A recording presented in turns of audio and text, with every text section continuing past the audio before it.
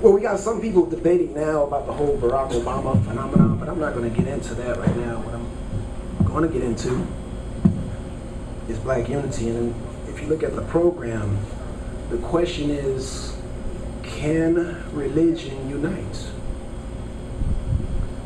And for those of y'all who know me, I'm a starch black nationalist. You know, I believe in building a black nation of black people, black scientists, black judges, black scholars, and I want to definitely thank Dr. Leonard Jeffries for coming out today, because, you know, I've studied a lot of his work, you know, and it's a great honor for you to be here. Black nationalism, you know, I've studied, you know, Marcus Garvey, studied Malcolm X. For you really hardcore black nationalists, studied the likes of Khalid Abdul Muhammad. And one thing that I kept seeing with every organization that I've, you know, one thing that, because I like being amongst black people, no matter what, no matter if we're Hebrews, Christians, Muslims, you know. But every organization that I came upon, it's like they offer a sprinkle, a touch of black nationalism, but you got to come into Islam, or you got to come into Hebrew Israelite, or you got to be a Christian. But see, the only problem that I had with that is that, you know, I had Christian friends, I had Muslim friends, I had friends that were Hebrew Israelites, and now that I'm in a new age in Atlanta, I have friends that are into the Kemetic faith. I have friends that are into, who are not religious, but spiritual. And so, huh? Oh, you said, what's that? Well, I mean, I've been trying to wonder that myself as far as, now, being an atheist. And some people say, you know, free thinker, but I'm atheist, a proud atheist. I've always seen the division. It's always been subtle, but it's there, you know. And being that I grew up in Los Angeles, you know, South Central LA, I grew up around gangbangers, you know, people that went into gangs, and so I saw the whole mentality of how people threw up gang signs, they threw up their hoods, they threw up their colors. And so from age, I guess about 3 up till about 21, until I came to Atlanta, I seen the whole mentality and divide of the two largest Crips and Bloods, the largest gangs, until one day a man by the name of Rodney King got beat down in front of national television, and they came together and said, you know, we're not fighting no more. And that began my awakening. And my whole concept of black nationalism really started becoming clearer and clearer to me. And so I grew up around people that were very, you know, wise and very influential, but at the end of the day, it's like they became a salesman for Jesus, a salesman for Allah, a salesman for Yahshua, Yahweh, you know. And being that I come from a family where my dad he was assembling about 9 brothers, all atheists. His dad, an atheist. His dad before him, an atheist. So it's kind of hard for me to take the indoctrination of a religion per se. Now, there's one thing that we can all agree on is simple logic. If I take a pencil and I open my hand, it's going to all fall to the ground, right? We can all agree on that. But the thing about religion is that the argument is which comes first, the chicken or the egg? Well, some people say, oh, the chicken comes first. Well, the egg comes first. This is the analogy that I use as far as arguing points, meaning, well, you know, look at all around you. God is creator of all that. You know, and as a child, one question that I've always had, and maybe some of you have had the same question, I don't know, is if there's a God, well, who created God? And as I became older, stuff like that is kind of trivial. these are the kind of trivial conversations that we have, about,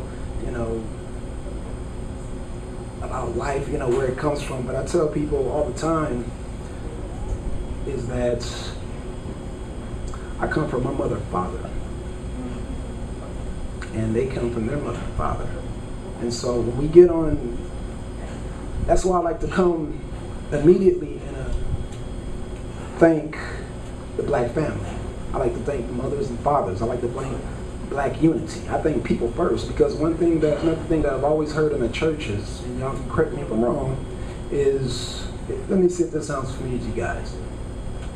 Trust no man but God. Trust no man but God. Now that's a serious statement. So when you accept this as a doctrine, because I've heard it in all religions, I begin to distrust everybody in this room, because it's indoctrinated that,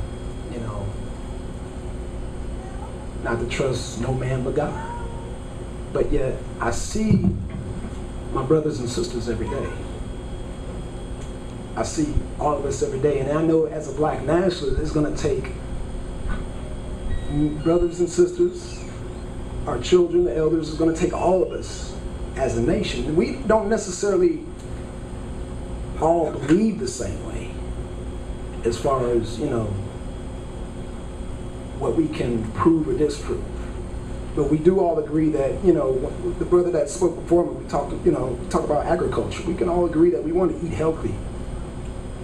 We want healthy food for our kids, ourselves, our families, so we can agree on that. Agriculture.